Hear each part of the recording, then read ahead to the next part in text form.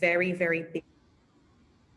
South Africans are very big on, on indigenous languages. Like if you don't know how to speak the language, they can't help you because they just assume that because you're Black, you should be able to speak at least one of our languages. And so, they just tell me like, oh, your eyebrows are on fleek. What's up? Like, oh, what did you use? And so I'll be like, oh, it's Elizabeth Arden. And that was it completely changed the game for me because I quickly understood that was a great conversation starter. And, the more I started to really learn about how to have conversation with people, how to really get into the mind of the consumer, how to really have conversations about the product itself. Like why wasn't, this was where I really learned about feedback mechanisms and going back to the head office and telling them, hey, I think you need to maybe change up this product a little bit. It's too ashy for dark skinned people. It's too this. And I just really got immersed into it. I don't even think that they were expecting me to do all of that. I was doing too much, to be quite honest. But it really, really, I guess, introduced me to that world. And I just said, you know what, I can't get enough of this. Whatever this is what I want to do.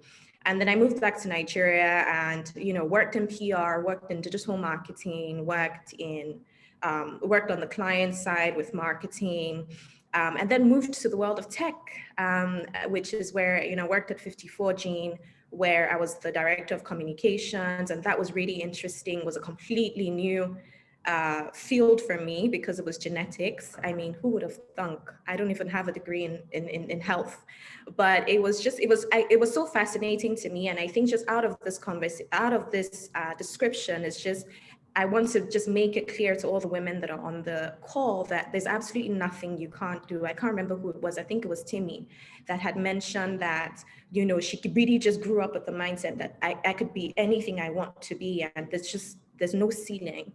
And I think that when I think back, in fact, sometimes I get irritated with myself because I feel like when I was younger, I was more thirsty, I was more hungry. I just wanted to, oh, that's a challenge, let me do it. And I think that's really the kind of mindset that you need to have because the world of work is evolving to a point where, there's just so many possibilities. There wasn't anything like a technical product manager, like just a few years ago. There wasn't any, who would have thought that like software development was going to be a thing? There's so many new roles that are coming out, product designers, UI, UX research. And just the world is so wide and so vast. And I just think it's just important to open up yourself to opportunities and you'd be surprised. That's it. Thank you so much. Thank you so much for that. It's quite interesting. There's a common theme from everyone's introduction. And I know I haven't given my background, but there's a common theme for everyone's introduction. And that is you can be anything you choose to be. And especially in a world where most times gender roles, women, you're sort of put in different boxes. And just being in the presence of women who are breaking like all sorts of, I won't even say thinking in a box, there's no box really. All these women are doing things across different industries. I find it very, very interesting and very, very inspiring. So interestingly, I didn't study marketing or communications. I studied accounting. And so my journey started in finance, right? And I've said this over and over again. I feel like I'm tired of saying it, but I actually started my journey in finance. And I remember studying accounting, graduating from university and feeling like, I don't think I want to do this because, there was just something about it. It just felt like looking at too much numbers and I wanted to, I wanted to be more creative per se. And I didn't see accounting giving me that. So I studied accounting and then went into investment banking for a bit. And then a few years into investment banking, I decided, you know what, I'm going to join manufacturing. And then I joined manufacturing. And then I was overseeing sales and overseeing, marketing. And that was the first time I was exposed to, the concept of selling and also the concept of using your creativity to be able to engage, like what is like your target audience, right? But I was working for a salt company. And I always say that if I could sell salt for 6 years, I don't think there's anything in the world that I cannot sell. because salt is one of those things that it's like, there's nothing like brand loyalty. Salt is salt, regardless of, nobody ever walks into a supermarket and goes, what brand do I want? they just pick the first bag of salt that they see. And so I did that for 6 good years. And then in the process of doing that, I started script writing. I started doing a lot of things in the creative space. And then from doing things in the creative space, I then got, introduced to Jobberman. And I remember the very first conversation I had was like, oh, Jobberman is looking for someone to handle communications. And I thought, oh, there are people that work there? Oh, great. That was the first thing. And then the second thing was communications. Why? What do you need that for? And they're like, well, basically because of this projects that we're on with the Young Africa Works and MasterCard Foundation. And because I already had done a lot of script writing for a lot of projects, especially impact projects in that nature, I became really excited. And I was like, you know what, that's it, I'm joining the company. And so that's how I joined Jobberman. And it first started out with communications. And then now I have this fantastic responsibility of marketing as well. So it's just interesting how for Bunmi, starting off in totally unrelated, but then being inspired by her own self to go into like understanding what works for the human body. And I'm sure almost everyone here has heard about Shredder Gang at one point or the other, right? I am one of those people that have been, and then I fall off, and but Bunmi will talk to me after about that. And then also like Temi starting out her career and computer science, and then going into like management consulting, and now as a product manager. And then also like Moyo, I'm listening to Moyo and listening to Obianuju, and I'm like, wow, there are more people like me, and I'm actually happy about that, right? Because sometimes you meet people who have always been like, they studied something and they kept going in that direction. So, which brings me to what is like my next question. The reason because we are now in an age where skills is a major thing. Like everyone is talking about skills. You need to have this skill. Sometimes we have this conversation of experience versus skills. Should people be should we be hiring people that are experienced, or should we be looking for people based on their skills? My first question with regards to that, and it's for anyone who wants to take a stab at it, what is your opinion about, or what do you think when it comes to skills acquisition, and how have you been able to adapt that towards your own self, like in gaining the necessary skills that you need in whatever it is that you're doing? I can go. I'm very passionate about skill building and learning new skills, because it's something that I realized that and not to sound braggy, but like it's something that I've always been good at, like something that has come naturally to me. And it wasn't until much later that I realized that, especially in this part of the world, in Nigeria specifically, we struggle learning new skills because a lot of times we're raised to sit down, be quiet, and don't step outside of your boundaries or your comfort zone.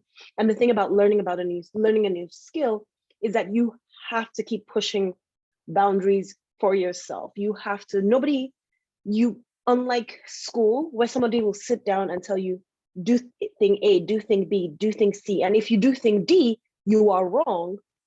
In Nigerian schools, when you're learning a new skill, you have to kind of approach it with like, I can do it. I need to try everything. So for me, the way I approach it from a skill versus experience, I always look at a skill of, can I do this thing to level 1? And I call it like, it's 0 to 1 mentality. Can I go from off to on? Can I learn the absolute bare minimum to not sound like an idiot in public around people who understand this thing well? And that is one thing. Experience, I always look at as depth. Can I take it from 1 to 1,000 or 1,000,000? That is experience. So whenever I try to think of, do I need someone, like from a hiring perspective, do we need skill versus do we need experience?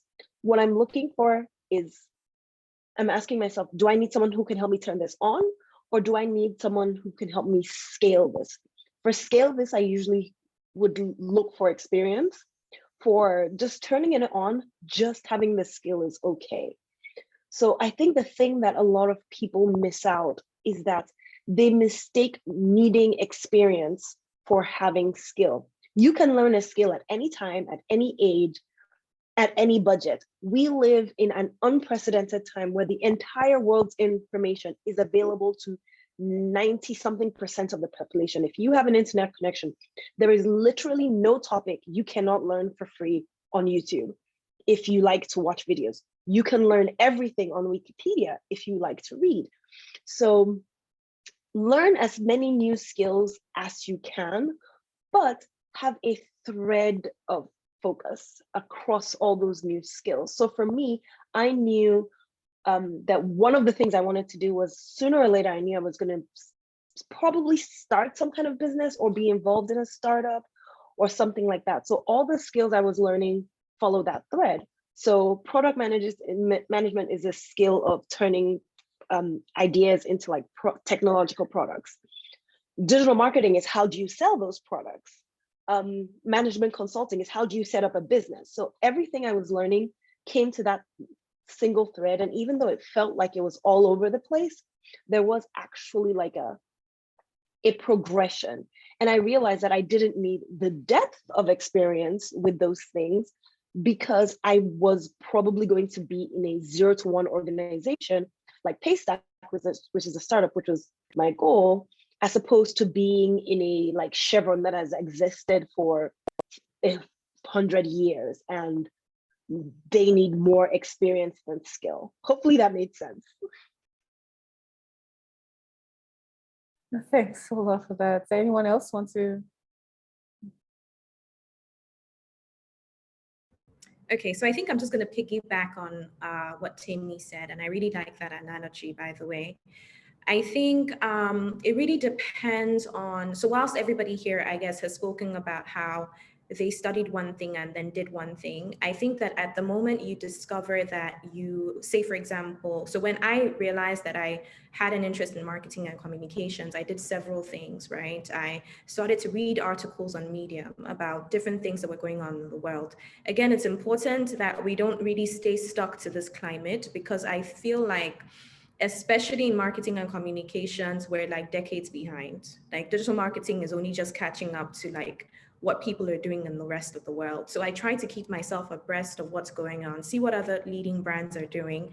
At the time, I really wanted to beef up my writing skills. So I started a blog called Woman Like the Wind. And that really took off really nicely. And that forced me to keep putting out content every week.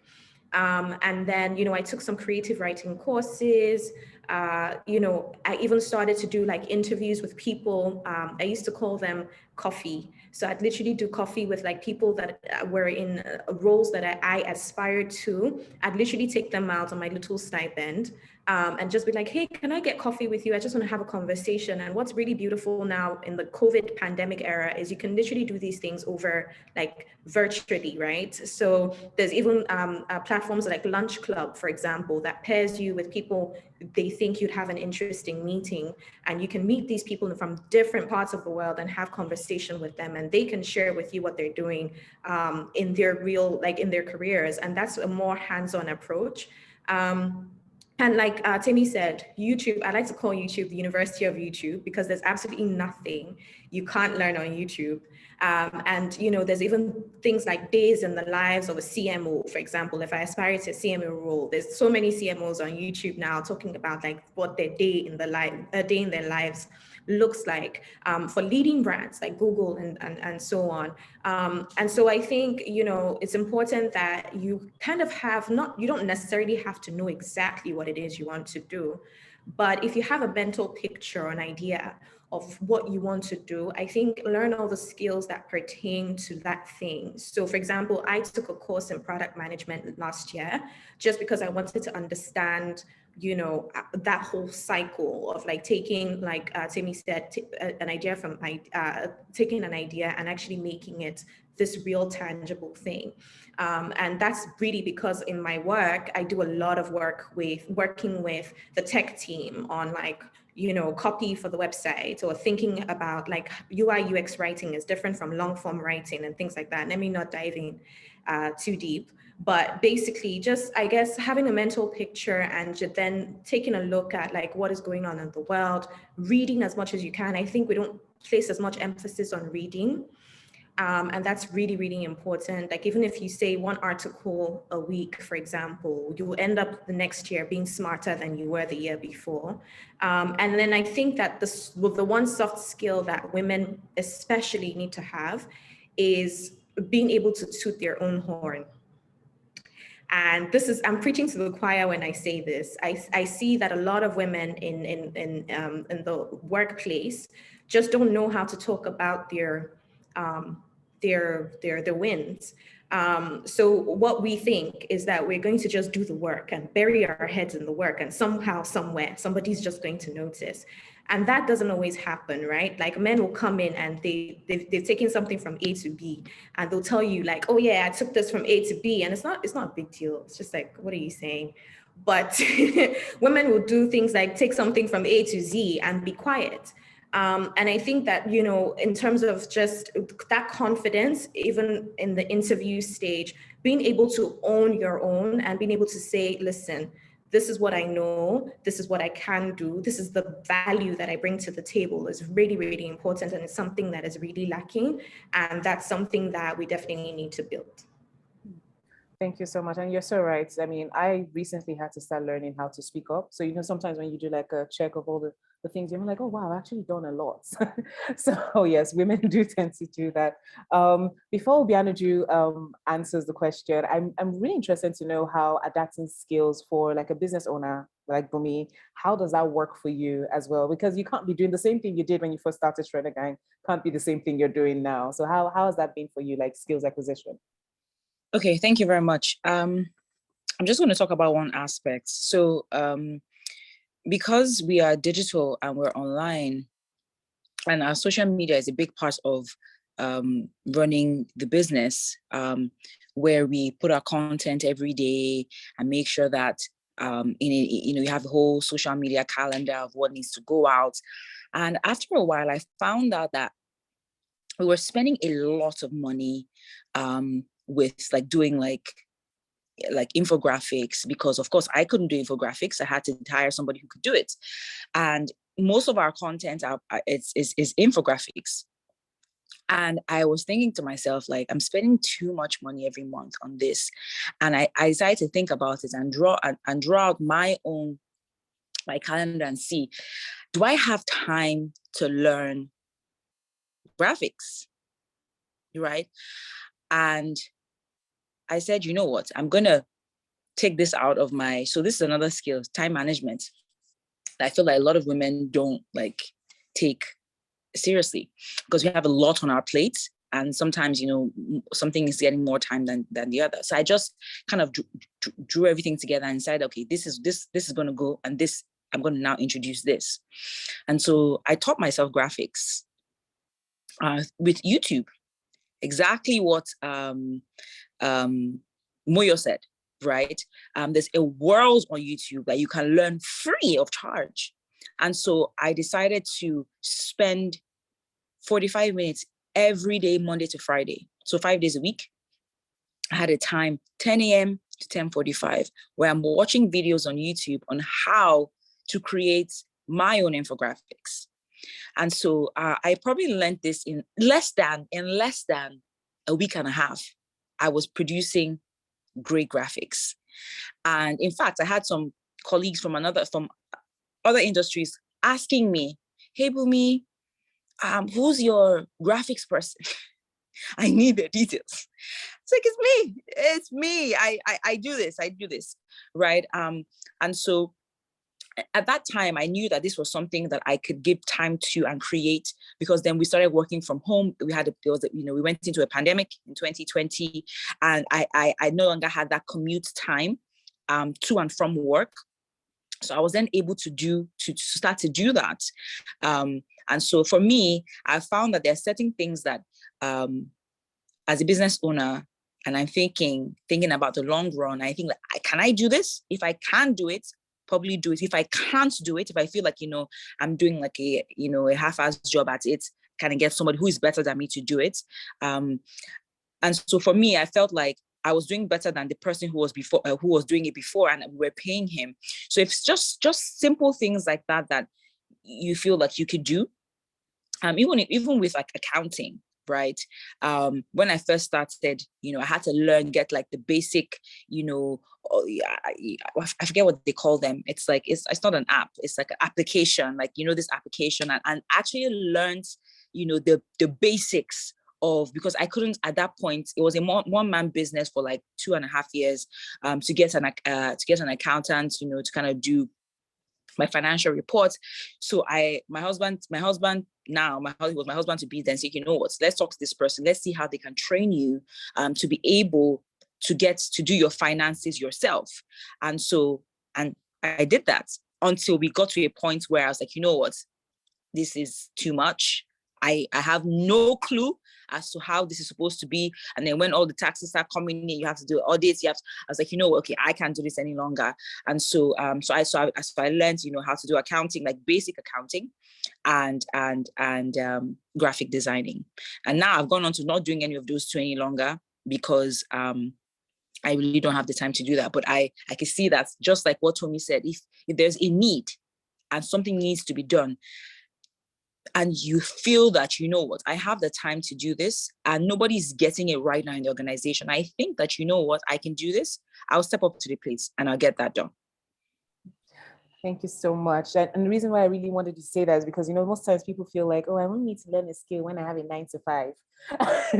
Realize that it's really not that. You always have to learn a skill. Obianuju, what are your thoughts on skills acquisition? And we've really touched about learning skills, but I think what I would really like for you to touch on, in addition to just learning skills, is that are there particular kind of skills that you've worked where you are, you've moved from different departments, you have a world of experience, but what do you think are the skills that has brought you to where you are today at the position?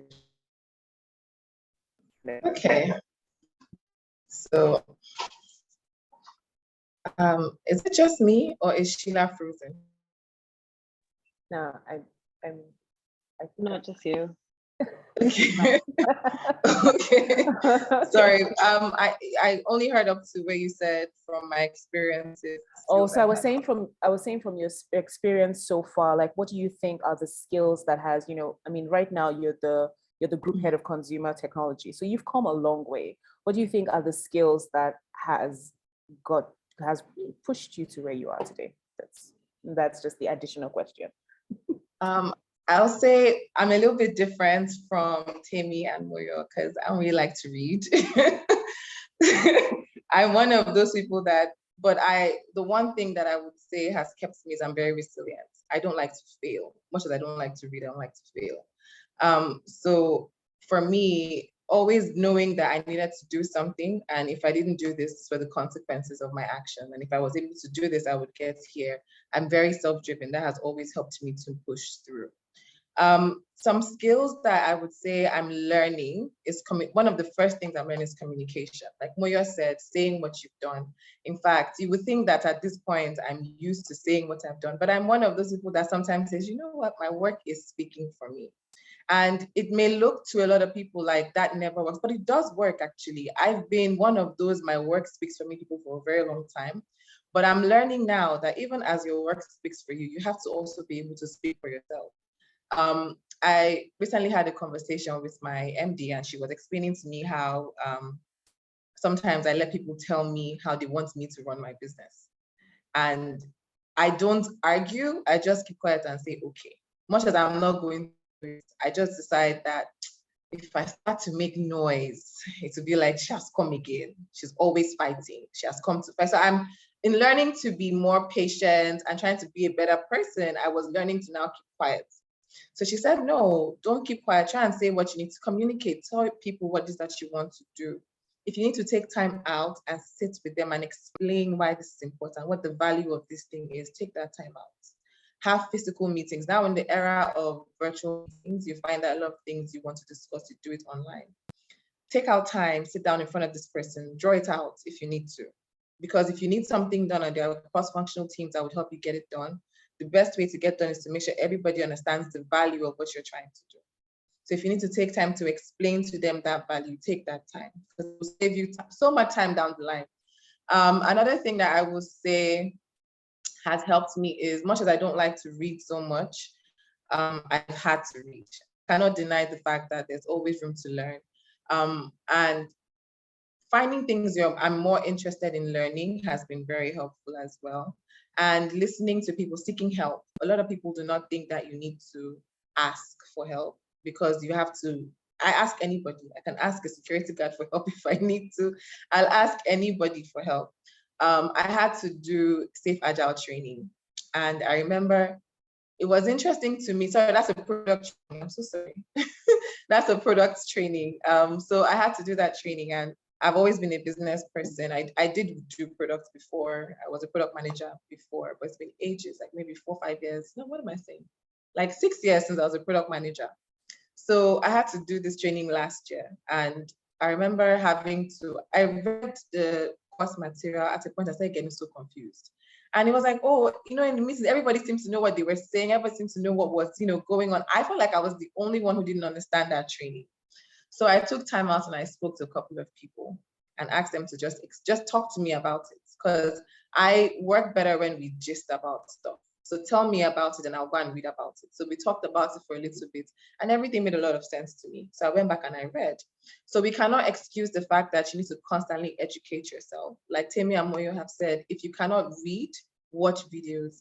If you cannot watch videos, read articles or talk to people who have those skills and it can help you be better. One thing that I would say has also helped me is I'm very, very okay with feedback. I do not argue with people. If you want to tell me I did something wrong, you have to explain it to me and give me the opportunity to explain why I think I was right. But I always take feedback and I always ask for feedback, because if you have people who are more experienced than you, who understand what you're trying to do, who have done these things before, and you realize that they have something, I just ask them what they have to say. Ask them how you're doing in this. Ask them how you're doing in that. So these days, I think it's more around mentorship or coaching. But yeah, all of that, much as a lot of people do not want to go into, I have a specific mentor, asking people who have more experience than you, how you can go about this thing, running your ideas by people. Not one person understands everything. Those are things that have actually helped me get to where I am. And I think constantly being interested in improving myself, much as I said, I don't like to read, one thing that, again, I don't want, just like Temi, I don't want to brag, but if I read, I will pass. That's the actual truth. If I put my mind to it and I say I want to do something, I will pass. I have never gone through anything and failed. It's not me. I will pass. But I don't like to read. But I understand that I need to do these things where I need to get to. I need to talk to people. I need to read. I need to watch videos. I need to learn. Determining that I want to achieve that thing is one thing that has always helped me. Thanks a lot, Obianuju. I think, and on that note, this is the perfect part to put the plug that, Jobberman offers soft skills training for free. So go to jobberman.com/soft skills, because, we're talking about a lot of, and this is an interesting mix. We're talking about technical skills, which we definitely need to, progress in our career. And then we're also talking about soft skills as well. And soft skills is something that is often underestimated, but, thanks to Jobberman and a lot of other experts these days, they're saying people need to know the basic things like communicating.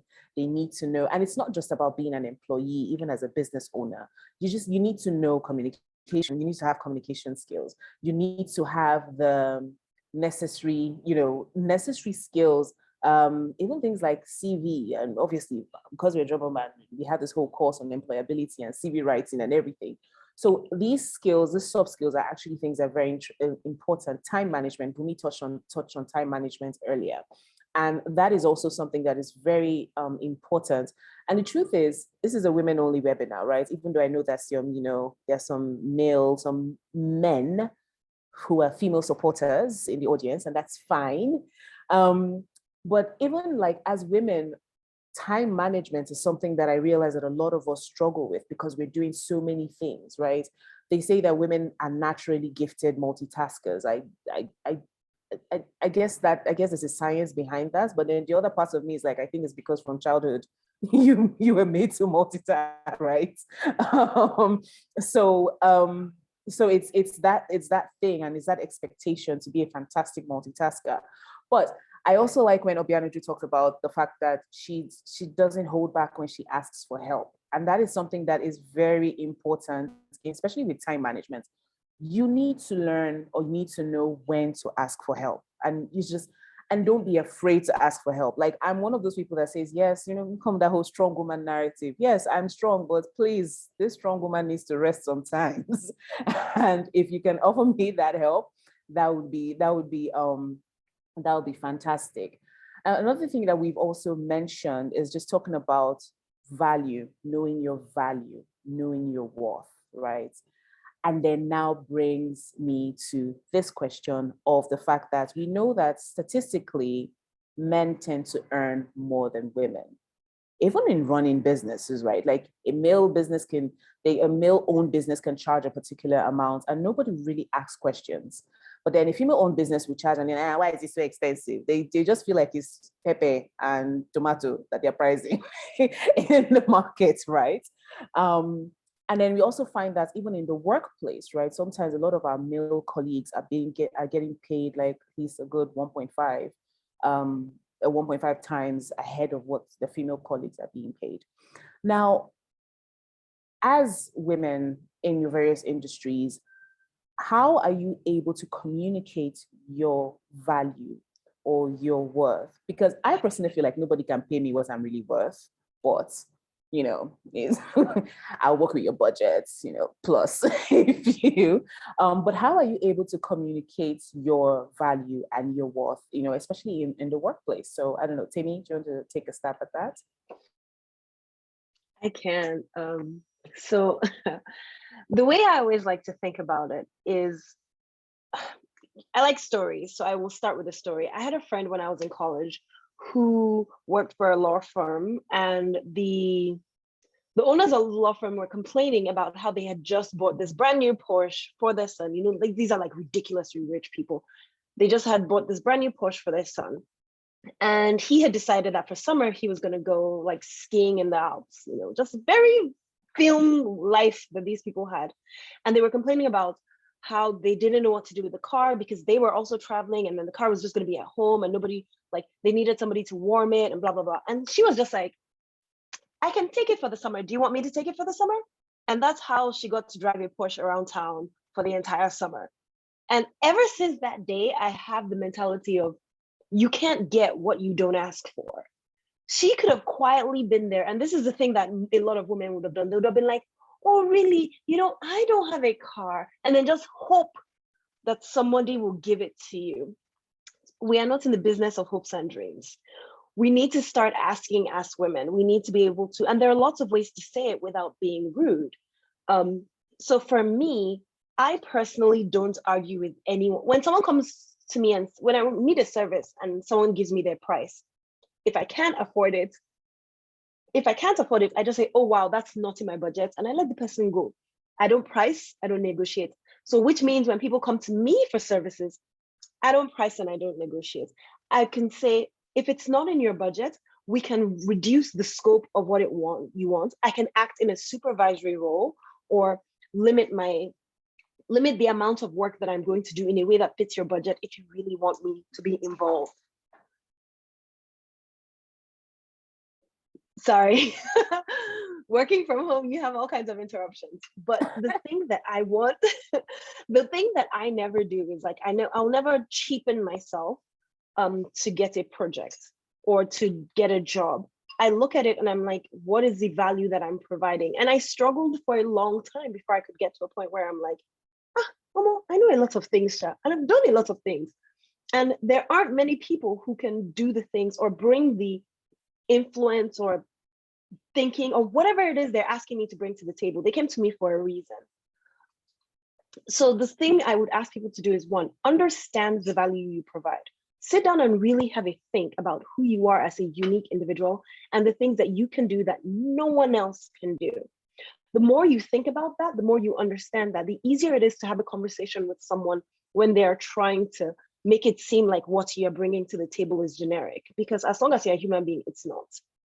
The second thing is ask and ask, and don't be, you may like, there are things I've asked for that my heart was literally in my mouth and beating out of my chest, and I'm like shaking as I'm asking, but learning to pretend to just be like, oh, can I have this, or can I have that, or can I have that? And then someone will be like, you know what, that makes sense, you know, that's fine. So learn and then practice it over and over again. And then you start kind of getting used to this idea, like, I am actually worth what I'm asking for. So that's the way I've learned how to do it, and the way I treat it going forward. Well, thanks a lot for that. So this thing, you don't get what you don't ask for. And I see a lot of people in the comment section are literally like repeating that. Like, it's like, Rema, that's so deep. Like, you don't get what you don't ask for. And that is the truth. As women, we should learn to always ask, you know, and it's important to be able to speak up. So I'm just going to go through, quite a number of people have been dropping questions in the Q&A. And so I just want to go through some of the questions. Some of the questions are just going. I know there are some of them that we've already answered, which is quite which is interesting from just our conversations. Okay, so there's a lady, Grace Ojei, and she said, I studied psychology as an undergraduate, and she's looking at going for her master's, and she really wants to be in tech. So this is for the tech ladies. How do I go about it? I have issues with choosing between being in tech and being in HR. Okay, so that question is for Obianuju. I was about enrolling for my CIPM certification, but felt restrained because I just want to be in tech, even though I love both. So Obianuju, that question is for you. What is your answer to Grace Ojei? Hi, Grace. Okay, this is a little tough. I would say you should feel it out, right? What do you have more passion for? You can be in HR in tech. Most companies, if not all companies, have a HR team. So if you want to be in tech because tech is where everybody wants to be in, but you know your passion is in HR, finish everything you need to do in HR, get your CIPM or whatever it is you need to do, or do your master's if you wish, but you can also apply for jobs in tech companies in HR. So if that is your ultimate goal, just to be in HR and also in tech, there's room for you to do both. If you're trying to choose between being in HR and being in tech, there are multiple job functions in tech. I think Temi and Moyo had also mentioned, you can learn how to be a UX writer, you can do UX designer, you can do all sorts of things. You can be a script writer even, you can be able to write communication for the company, that's what you want to do. There's so many things you can actually put your hands in. But I would say, since your passion is in HR and also in tech, look for HR jobs in tech. Thanks a lot for that, Obianuju. So I have another question here, and this one is I am directing it at Moyosola. Says, this is from someone called Goodness Machuku. Says, I wanted to know from the panelists, well, we already know who's answering that. How do you deal with a situation where you are in a company and you find out it's a wrong place for you? Do you stay on? Do you quit? Or do you try again? Interesting. Okay, so I think what has worked for me is really just unpacking what my issues with the company are. Is it the culture? Is it that I have a manager that I just feel, his or her leadership style isn't working for me? Because you might find that you don't have an issue with the company, but maybe you just have an issue with the leadership, in which case maybe you want to consider switching departments, or maybe depending on the flexibility of that company, maybe you want to switch to a different line manager, which in many cases you can do. That would, obviously be easier than moving jobs. I've moved jobs quite a bit, and I can really tell you that it's actually very stressful. Because each time you're constantly having to prove yourself. So I like to unpack it and really figure out, okay, what is my issue here? is it something that can be fixed within the organization? And if not, okay, I'm looking to change jobs, or what kind of role am I actually looking for? Because that's also important. So not just kind of jumping from pan to fire, but actually figuring out, okay, what was it about this company that didn't quite work for me? And so what kind of company do I think I'd be a better fit for? Because as much as you're interviewing for a company, you're also interviewing that company for yourself. So make sure that, you know, there's an alignment. So that's what I would. Thanks a lot for that. So yeah, but interestingly, we've spent quite a bit of time just talking about skills, talking about careers, and we haven't actually answered the question, what exactly do women want? Because that is usually what happens. I've already said my own, I want money. So like, I just want money. I just want too much money, excess money. But then, you know, one thing that I love now is that, let's just say, the Nigerian woman today is more outspoken than the Nigerian woman of, say, a few decades ago. Sometimes I find it very interesting when I have conversations with my mom, and my mom and I are very different. We have very different, like, way we think, right? So if I came here and I said I wanted more money, she would say, oh, God will give you the man that will give you more money. And I'm like, no, I want more money. And then we now do this back and forth. And then it now, which then leads to the conversation of feminism. And I am one of the people that believe that everybody's a feminist, male or female, because as long as you believe that both male and female have equal rights, then you're a feminist, right? But we also see cases where there's like some sort of extreme movements on either front, right? So, and this is for Bunmi, would you say that feminism has done more harm than good for women in the world today? But instead of the world today, let's just look at specifically Nigerian women and Nigerian young girls. Do you think feminism has done more harm than good, or the whole concept of feminism? I don't think so. I don't think that it has done more harm than good. I think that it has liberated women into putting themselves first and saying that I am important, what I bring to the table is important, and I demand that I get what I put out. But I mean, when you think about extreme, I mean, I don't know what it is. I can't call it feminism. Some of the things that they're preaching today is not feminism. It's extreme. It's like a hate for men. And that's not feminism. But that's what that's the narrative that people are pushing as feminism. And that's wrong, right? So I don't know what you call that. I think there's a name for it, but I don't personally know what it's called. I think I've seen it online here and there. But I don't think that feminism itself, in the actual definition, has, what did somebody say? Some people are answering in the comments. Okay, I'll check through, but you can. And good. So for me, I feel like the women today are wired differently, right? We're wired differently. So compared to like what you're saying about yourself and your mom, so the older generation mostly were looking to their husbands for things. So you want to be successful, marry a successful man, right? And just have something small on the side that you're doing. But now, like, the world has evolved, and even our mothers, I think when we've seen certain ways that they did life, and we're like, you know what, this is not going to be me. So I feel like we are wired differently because of the results of what we've seen of their lives, right? And we're saying that, you know what, this is not going to be me. I'm going to have my own stuff. I'm going to be able to afford the life that I want, not on anybody's terms, but on my terms. I'm going to live on my terms.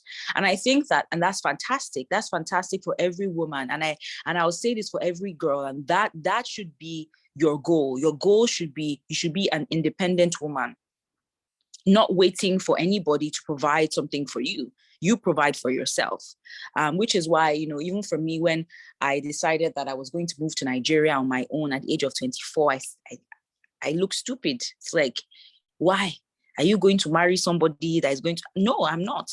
I'm just going to go and build a life that I think that I deserve, right? So it's feminism in the definition has done great for women, because we're beginning to understand our worth and say, you know what, this is my value and I'm going to charge that, right? And I think that I demand that you give me what is my worth.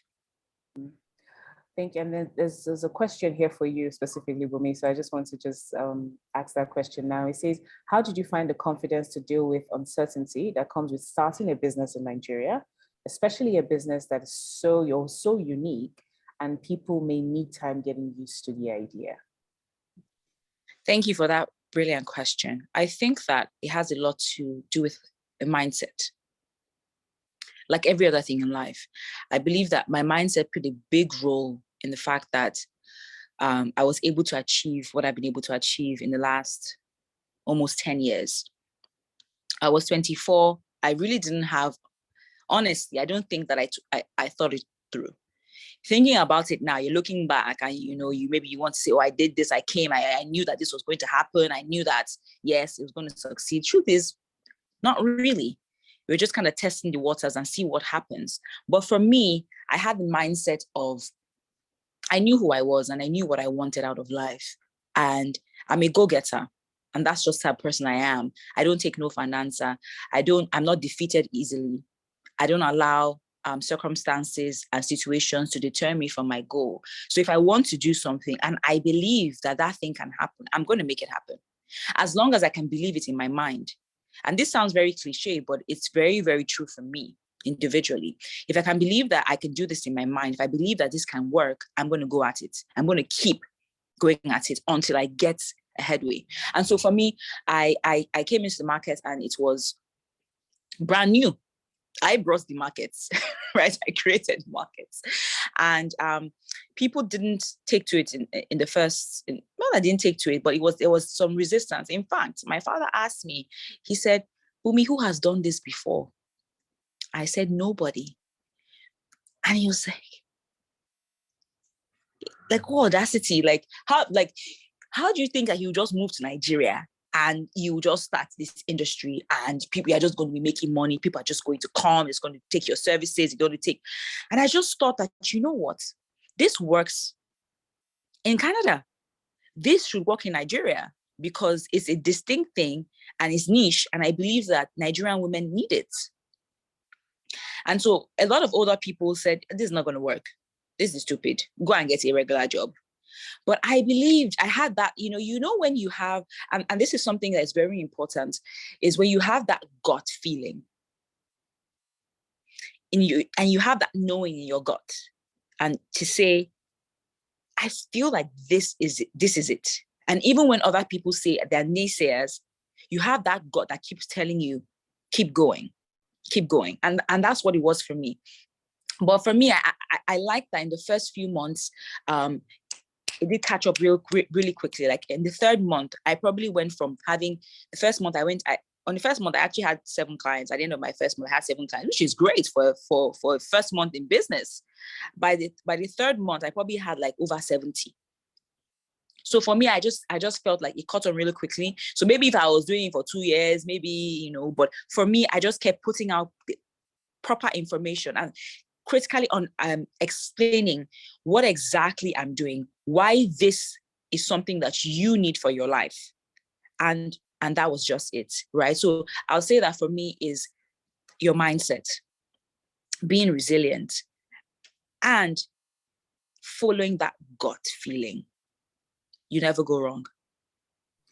Interestingly, you just brought up this gut feeling because it's one of the things that, me personally, I'm obviously, as a creative, you always want to follow your gut, but then there's the other part of me that also wants to analyze. And then the whole point of this conversation today is just having like a wholesome conversation about what women want in general.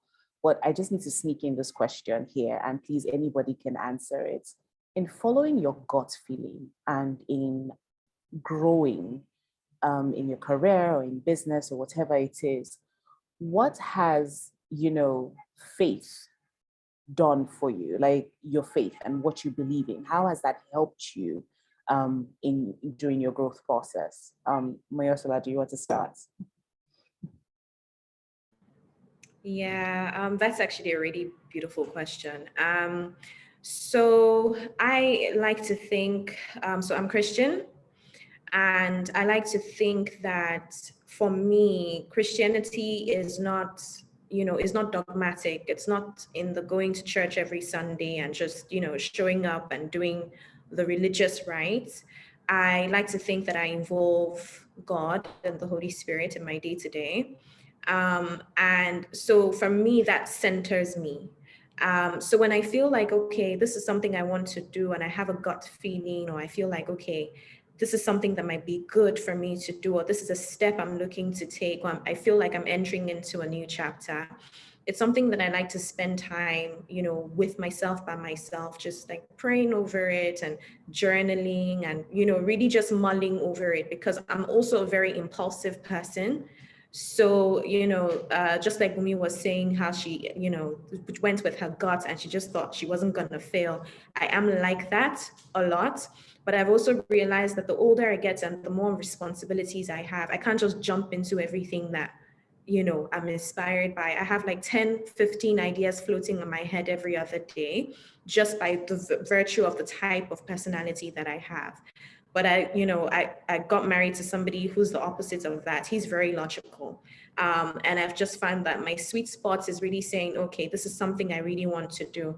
And then taking my time to mull over it, pray over it, and seek the face of God in my case over it. I write a lot. So also kind of painting a picture of what it is I want to accomplish also helps. That's how I started my not-for-profit. It's called Sponsor a Mom, where I provide monthly stipends for single moms and widows in Nigeria who earn less than 30,000 naira a month. And that was something that was actually inspired by this bitter feminist or misandry thing ongoing on the internet. I just felt like, there was so much noise, and I just didn't feel like anybody was doing anything to help women that were disempowered. Because let's face it, financial empowerment is the key to so much. We can't really have, you can't be confident, or you can't leave toxic situations if you don't have the financial power to do so.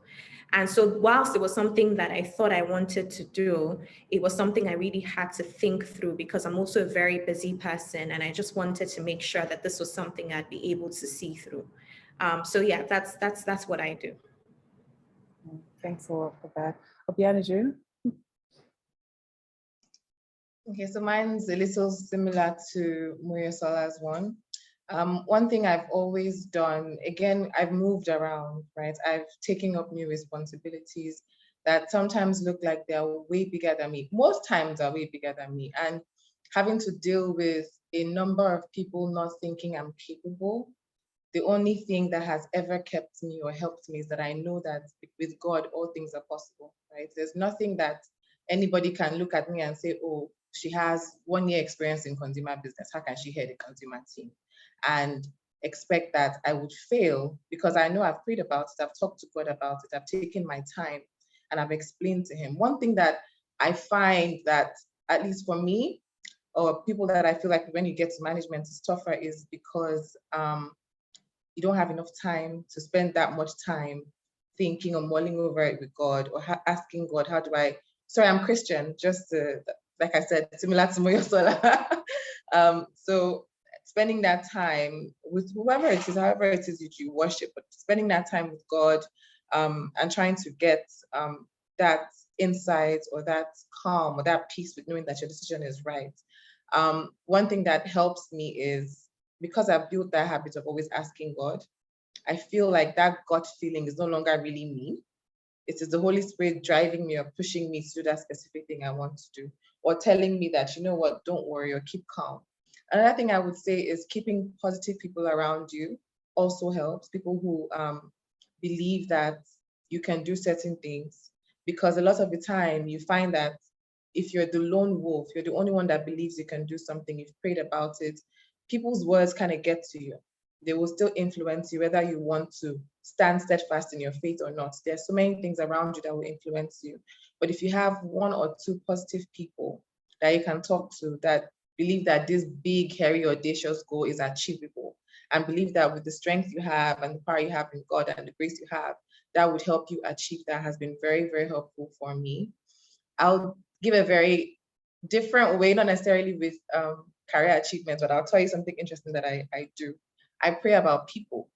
So if I have a problem with a person at work, it may be my boss, it may be anything, I constantly pray about it. And I found a lot of times that somehow it changes. Maybe not that their relationship with me changes, maybe they end up leaving the company, but I know that I have a very strong backing, right? And it's not human, it is God who's behind me. So if I have issues with people at work, if I realize that there's a particular person I work with or I work for who I'm not getting along with properly, or I'm realizing it's causing more problem for me, more harm than good, I just pray about it and let it be.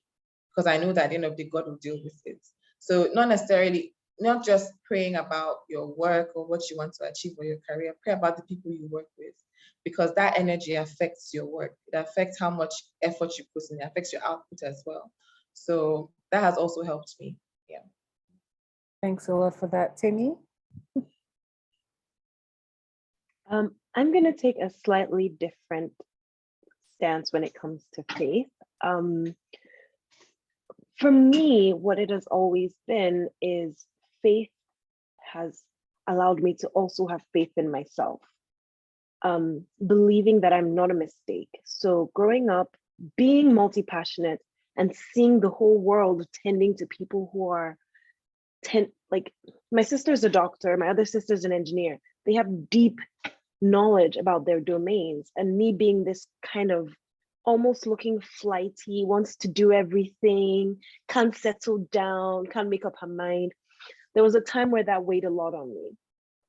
But learning that I'm not a mistake and the way I'm built is not a mistake was very, very pivotal to start being able to do these things. And instead of looking at that behavior as negative, as a lot of people wanted me to see it, it made it so that I could start seeing it as a positive. Like, hey, yes, I may not be the kind of person who can spend the next 15 years in a single company, working on a single project, learning everything there is to know about this thing. But I am the person who, no matter what room you put me in, I can help out. Like, I can give value and add different perspectives to the conversation. So just having faith allowed me to have faith in myself, which allowed me to recontextualize the way I thought about myself, which made me infinitely more successful. So it was kind of that like path of going through like, hey, let me discover who I am. Knowing that I'm not a mistake means that the way I'm created provides value, can provide value to other people. Thank you so much. And then Bunmi.